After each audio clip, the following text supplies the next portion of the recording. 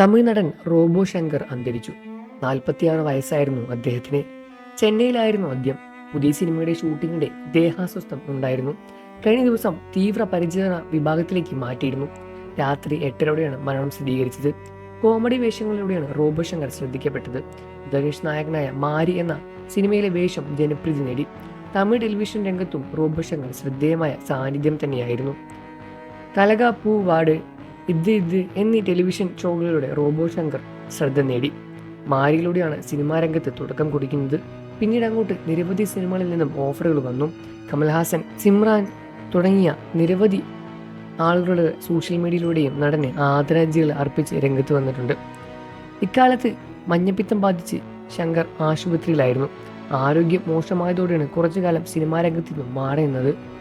ആരോഗ്യം വീണ്ടെടുത്ത് വീണ്ടും അഭിനയ രംഗത്തിലേക്ക് സജീവമായിരുന്ന ശേഷമാണ് മരണം സംഭവിക്കുന്നത്.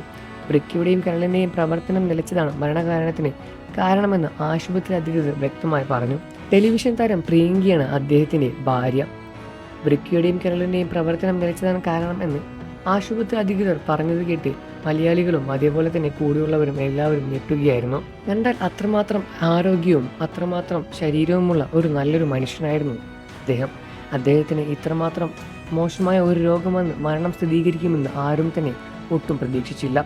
അദ്ദേഹത്തിൻ്റെ വിയോഗത്തിൽ കേരളവും തമിഴ്നാട്ടിലെ ആരാധകരും അതേപോലെ തന്നെ മറ്റുള്ളവരും എല്ലാം തന്നെ സങ്കടങ്ങൾ അർപ്പിച്ച് രംഗത്ത് വന്നിട്ടുണ്ട്. സോഷ്യൽ മീഡിയ വഴി നിരവധി പേരാണ് ആദരാഞ്ജലികൾ അർപ്പിച്ച് രംഗത്ത് വന്നത്.